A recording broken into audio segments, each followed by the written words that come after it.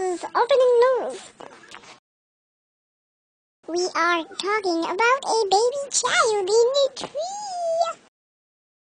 He fell out of the tree from riding a bicycle up a ladder.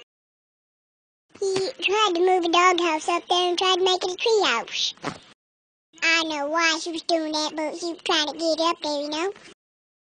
It was weird. Like, I saw the videos of it, and he was like pushing it up there with the bicycle. No, he came down there from Texas. He sees those race cars go by on the track, and they be going up to like 200 miles per hour.